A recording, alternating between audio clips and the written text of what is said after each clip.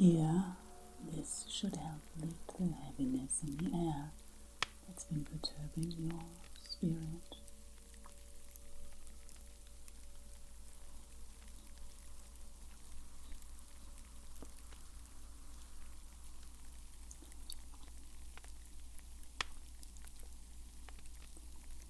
If there's anything you should have in your witch's toolbox, your magic box at all times, it's sodium bicarbonate. Bicarbonate. Especially when you're prepping for the apocalypse. Especially when you're prepping for the apocalypse.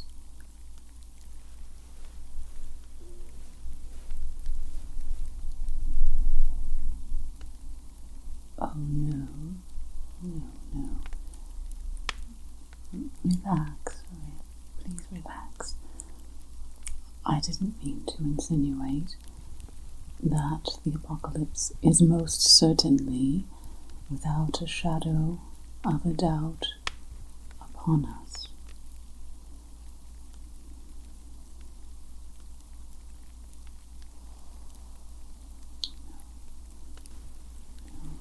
Frankly,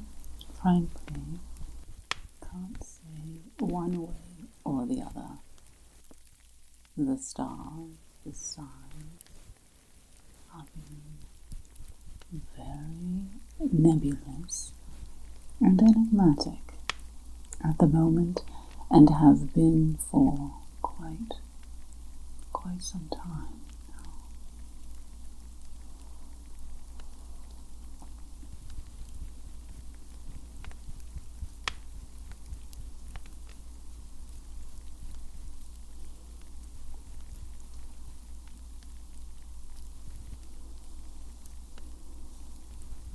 In fact, if there's one thing I would never want to be caught without, that I carry on my person at all times, it's sodium bicarbonate. Sodium bicarbonate. It's like the Swiss Army knife of spellcraft.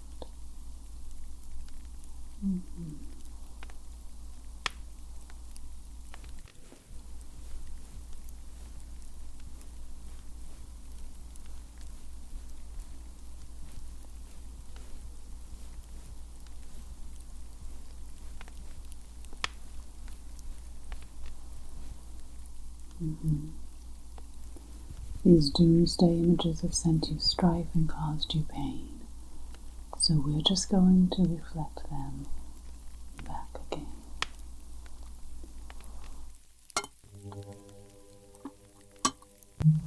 Vexing thoughts, this innocent spirit's pain. Depart, be gone, never, ever to return again.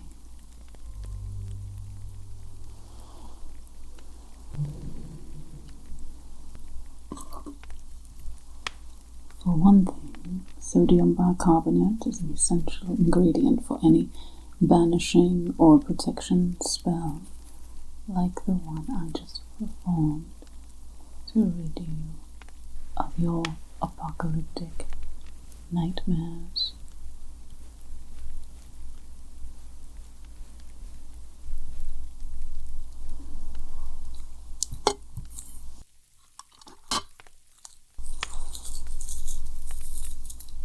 There. Just leave that to soak in and absorb. How do you feel? A little less weighed down by visions of doomsday, I hope. Wonderful. Nothing repels negative energy quite like sodium bicarbonate. Quite like sodium bicarbonate, no. It's quite a wonder potion. When you have returned home, if the apocalyptic end-of-the-world nightmares kick up again, even in it's just in quick pulses and flashes, which they most certainly should not after our work here is done.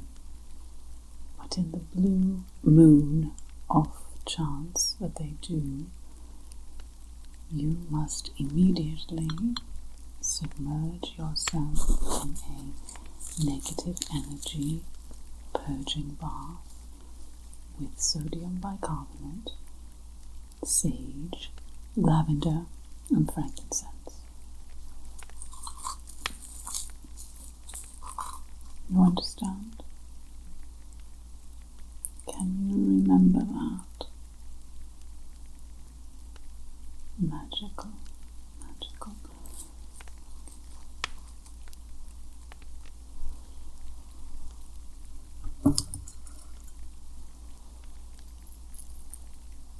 Behold, behold, this is your first lesson in Doomsday Prepping, in preparing for the apocalypse. You will need this when shit hits the fan, as you phrased it.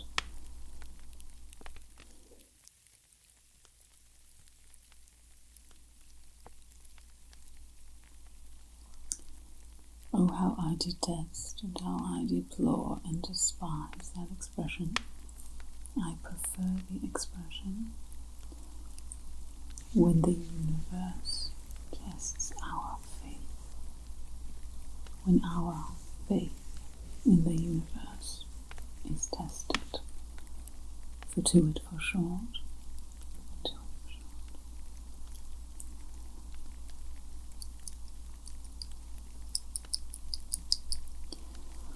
Either you trust in the universe to protect you, or you don't.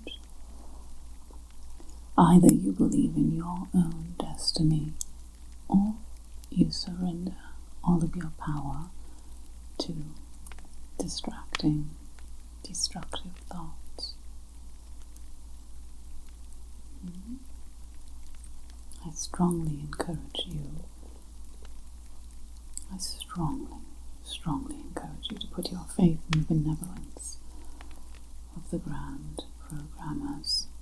They have taken care of us for 6 million years.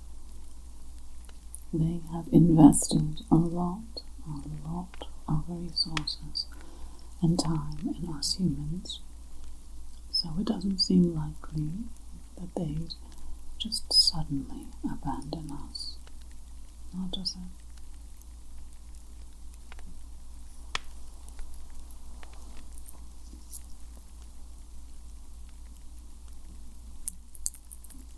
Take this talisman, take this charm. This charm will be your lifeline in a multitude of crises you will experience in the post-apocalyptic world. Guard it with your life and carry it with you at all times.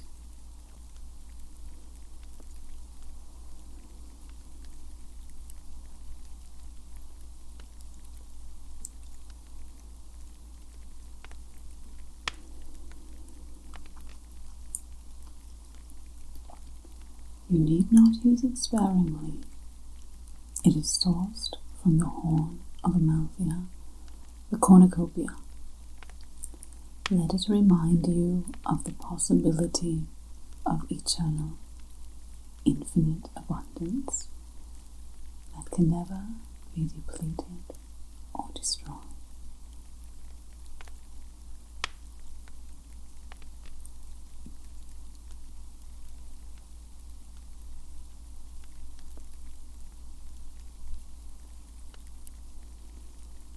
It will keep your physical body free from disease and from affliction.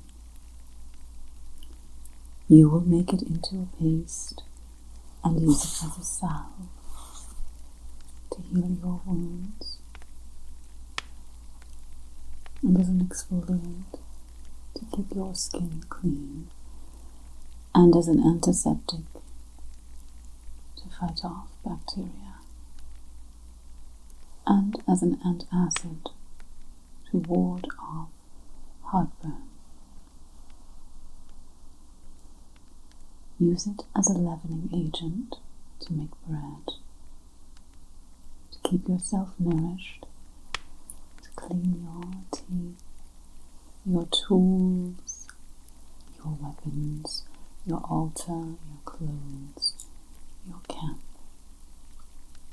to remove foul smells and unaromatic atmospheres.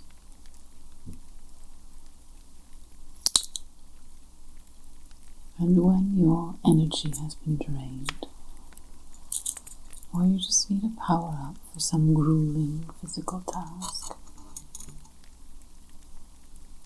add a tablespoon of sodium bicarbonate to boiled water as fuel for your muscles. And anytime you are under attack by a negative force, spritz a tincture of sodium bicarbonate merged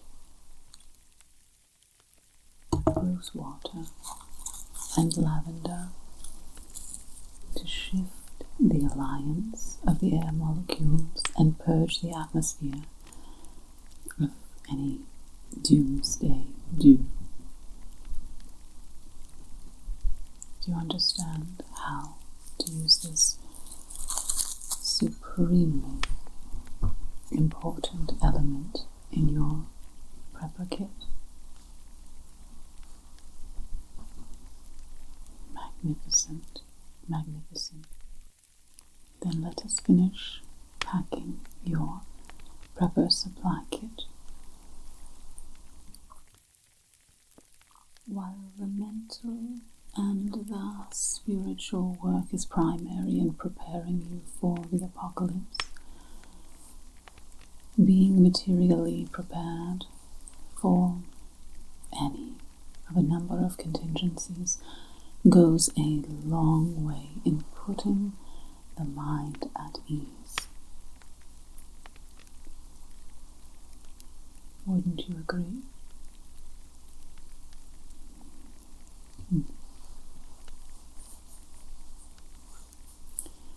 Preparedness is the largest part of surviving. Preparedness is the difference between surviving and thriving during the apocalypse. Yes, I said thriving. You will thrive. You will thrive during the apocalypse, dreamer. You will thrive.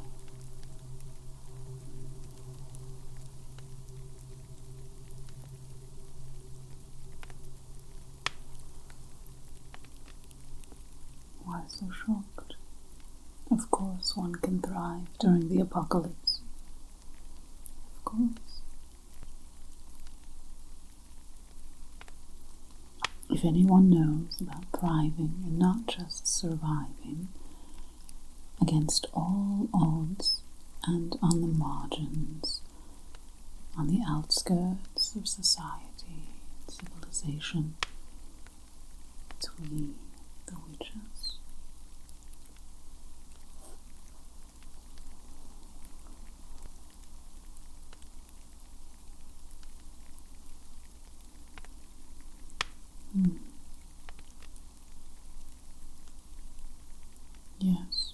Yes, I have not only lived through one apocalypse. In the 7 incarnations I have memory of, I've lived through 6 apocalypses, as a matter of fact.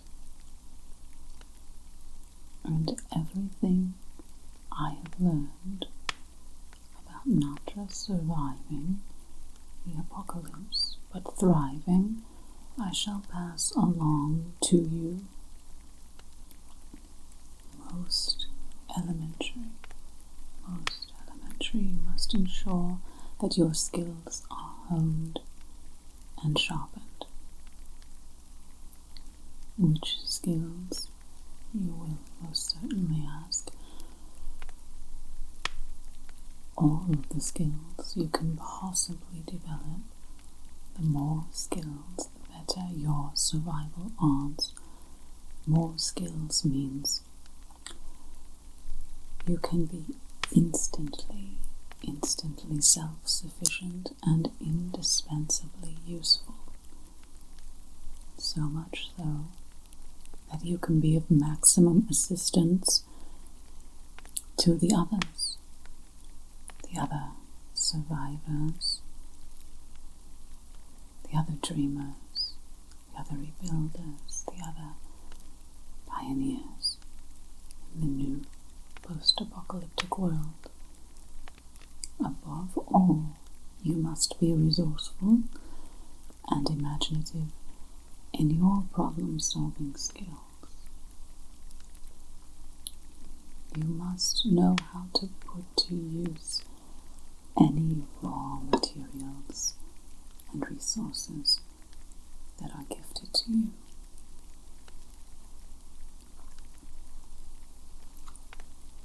Aside from flexible, innovative thinking, you'll need to know how to identify the magical plants and differentiate them from the dangerous ones, how to plant seeds, how to cook, how to sew, how to cut hair, how to locate water, how to build and patch shelters and repair tools. And performing all of these tasks is much simpler when you have the perfect tools and raw materials.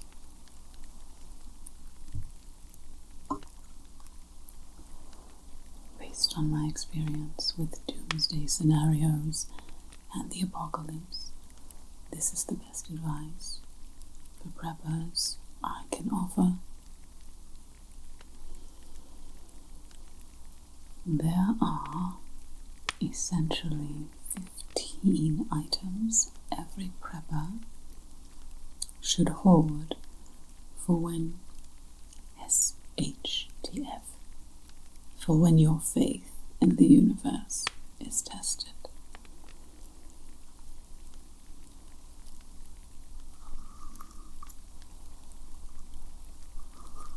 Toilet paper, duct tape,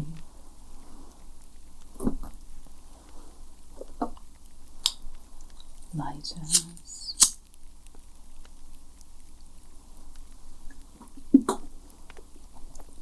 batteries,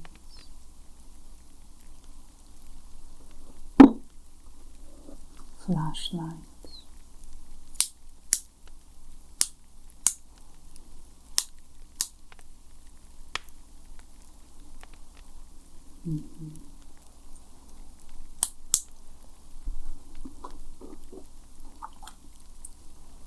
lanterns,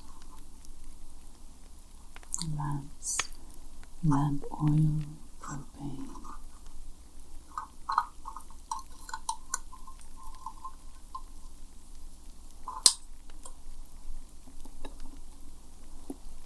candles,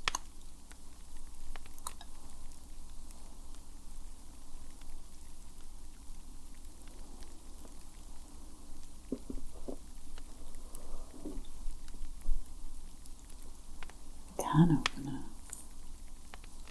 for all the goods you have stashed and stockpiled, the foodstuffs, socks. You can never have enough socks in the post-apocalyptic world to keep your feet warm and dry.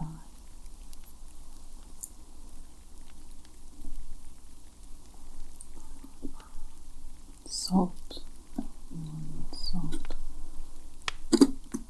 Iodine. Very important for keeping your body going.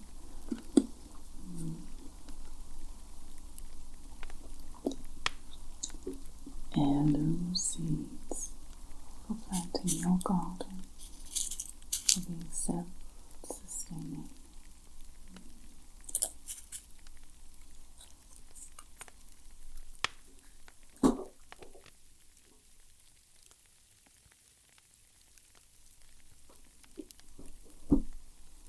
And medical supplies, bandages, gauze, tourniquets, antiseptic wipes, for any kind of wound or injury.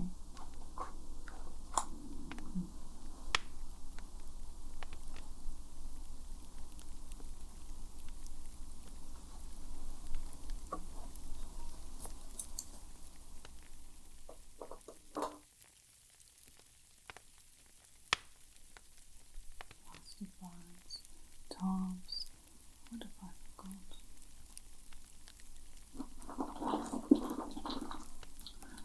And very large tubs to build shelter and to keep warm and dry.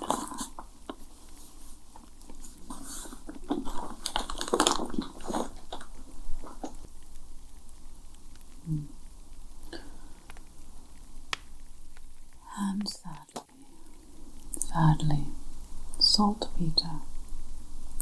You will need saltpeter, potassium carbonate. Unfortunately, you should have a supply of saltpeter, just in case, but I pray that you never need to mix saltpeter with sulfur, carbon in the form of charcoal, to make gunpowder. But you should stockpile it just in case. Of course, you will also need an ample supply of bottled water and food. I'd say that best 10 foods to hoard and stockpile for the end of the world, as we know it, are grains like oats, rice and wheat, flour for making your own bread, beans and legumes,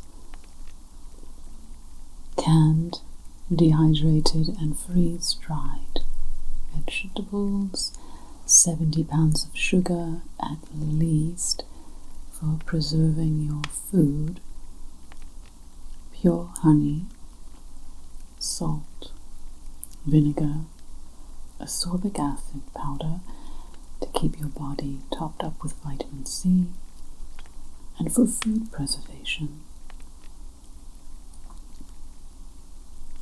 These are the survival essentials, but there are a few bonus secret foods I keep in my clandestine prepper pantry, like hot cocoa mixes, tea, canned soup, anything that's ready right out of the can. I can just add water, dried fruits, baking mixes to make my favorite cakes and brownies, pasta, ramen noodles, pasta sauces, shelf-stable milk, like boxed milk or condensed and evaporated milk in the can, and freeze-dried meats, and canned ones like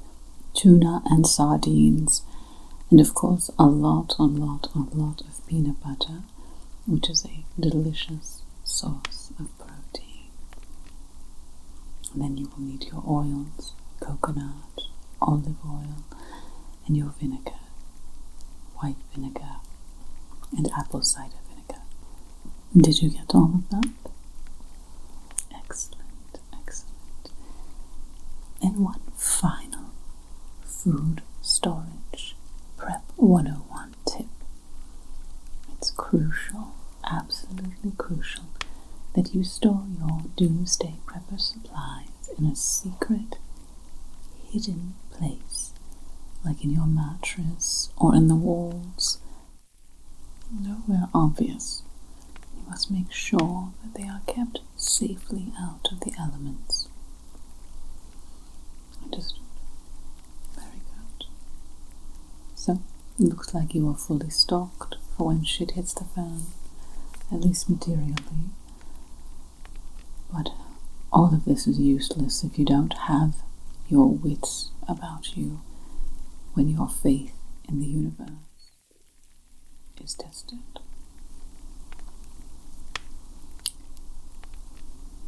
When faced with change, it's crucial to keep your head.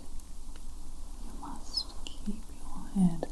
The right mindset is your most important resource.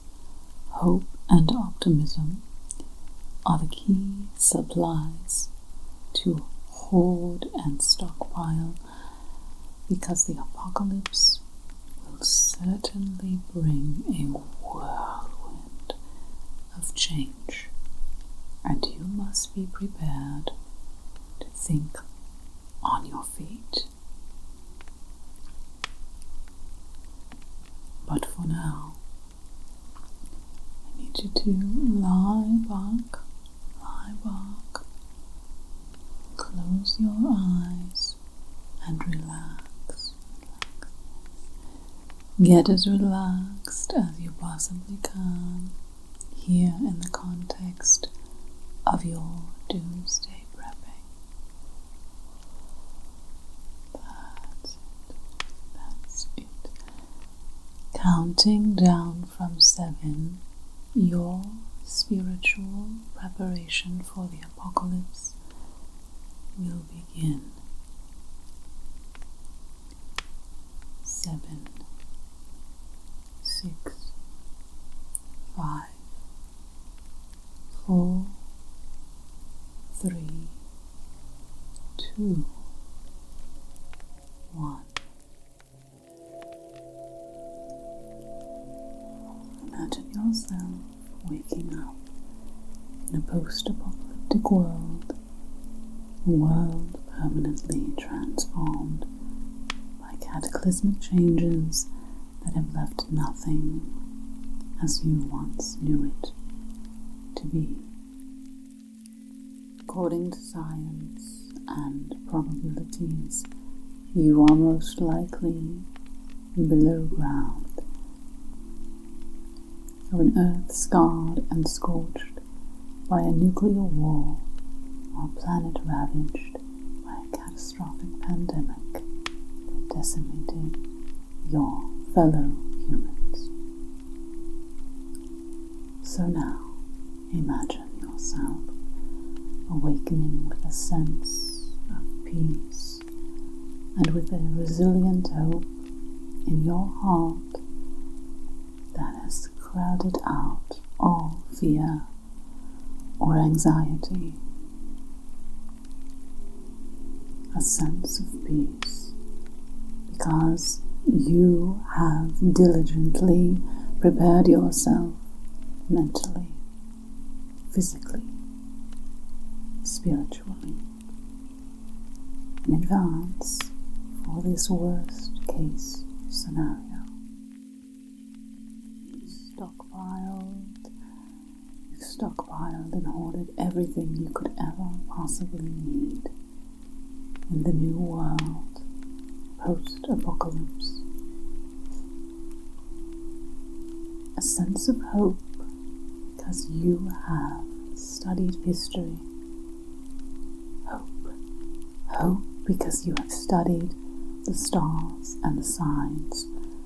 Hope because you have studied science and have honed all of your essential survival skills. Imagine yourself awakening one morning This, the first post-apocalyptic winter, surrounded by protective amulets and charms. Imagine yourself on the morning of one post-apocalyptic winter's day, snugly nestled in your toasty warm bed, swaddled in your goose-down mummy sleeping bag, designed to withstand temperatures as cold as 40 below zero, 40 below zero. Imagine yourself awakening safely, securely hunkered down in your secret underground bunker you have spent months, years preparing. The shelves that line your bunker are chock-a-block, filled floor to ceiling, wall to wall, with everything you could ever possibly need to survive.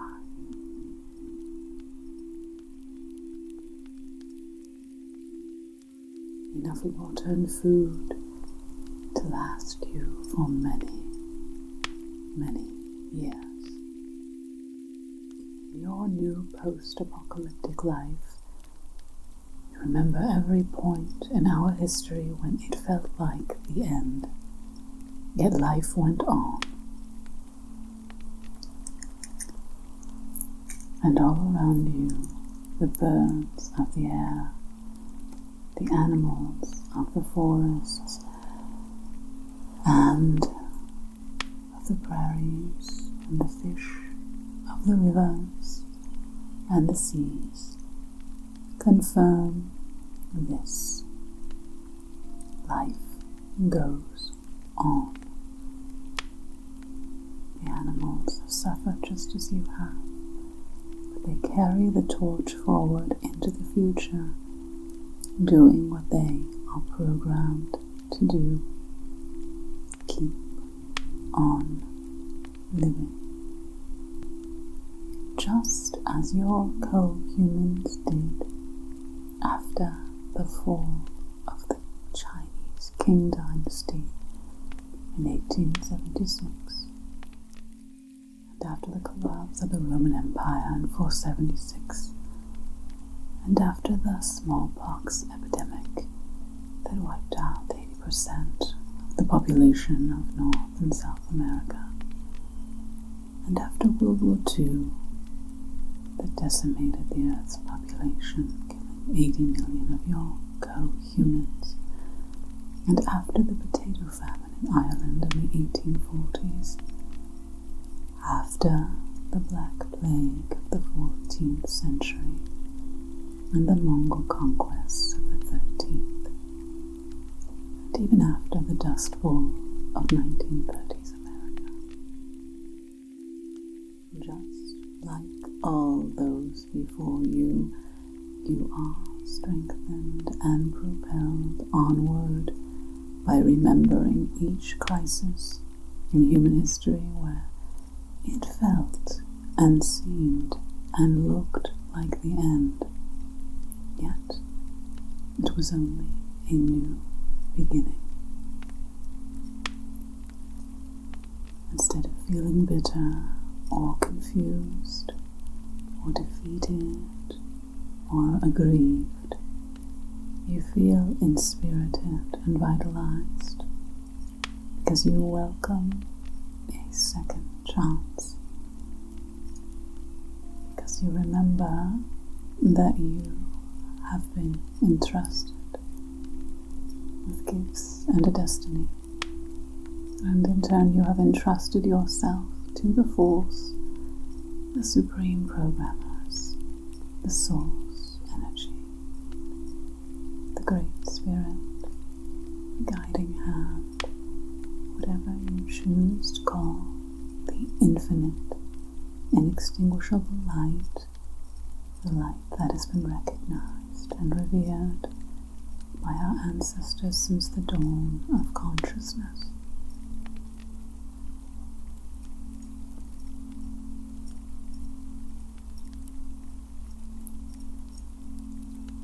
Instead of weak or overwhelmed or paralyzed, you feel confident and activated because you remember all that you rehearsed and drilled and practiced, and all that you envisioned for this new world. You practiced so many times the scenario that is now your daily reality that it is comfortably familiar, because you honed your survival skills. There's no task you need to perform that is beyond your ability or that is daunting, because you mapped out a vivid vision of the new world post-apocalypse. You have found pleasure and derived meaning from simple chores like chopping wood, tending your garden, and living a life of tranquil simplicity. Because you have rediscovered your place in nature and have attuned your soul to nature's harmonious rhythms,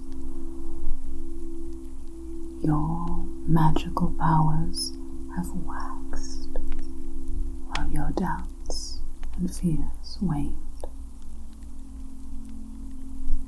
As you entrust yourself to the abundance and steady rhythms of nature, as you sync yourself with the laws and secrets of the natural world, you discover more and more and more of your own powers. Because you have resuscitated your own pioneering adventurous spirit of self-reliance, sooner or later, the life you create for yourself in the new world will be far more rewarding, meaningful, and authentic than the life you left behind. The more you invest yourself and your dreams onto the canvas of this new post-apocalyptic world, the more you will see yourself and your purest intentions reflected all around you. Sooner or later, you will find yourself in a world inspired by compassion and wisdom gleaned from humanity's past mistakes. Sooner or later, you will find yourself in your own private utopia, shaped by your own values, your own visions, your own dreams.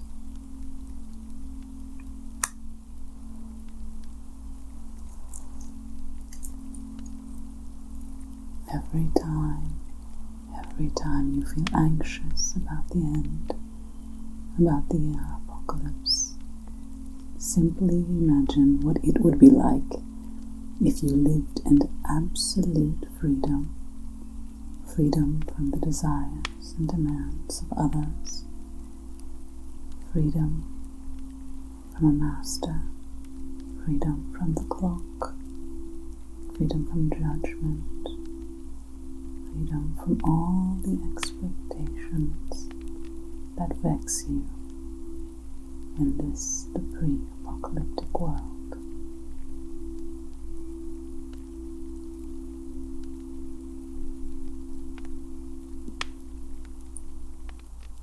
What would it be like if you could design a society, an environment, a world according to your own real needs? What would it be like if you are given the opportunity, the resources, the time to realize your greatest, maximum potential? Realize how ecstatic, how wonderful, how blissful, how freeing it would be to be given a fresh start.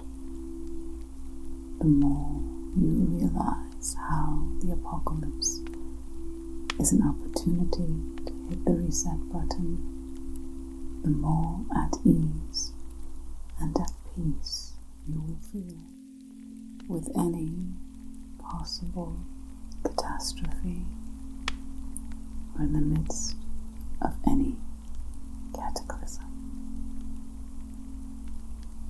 So every time you feel anxious about the end of the world, which so many are threatening and alleging is near, remember that you have all the magic and survival skills and resources you need to live and fight another day.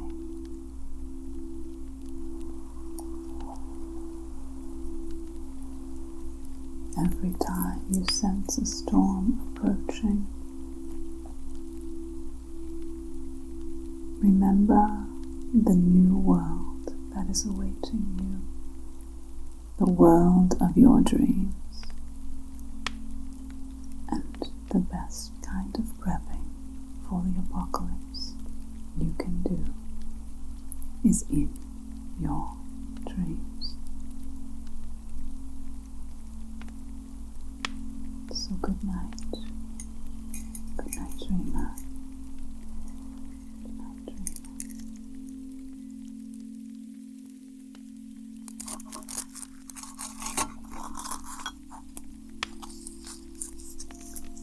As you dream tonight, let your heart be tuned to the future that pulls you forward and the destiny that is assigned to you.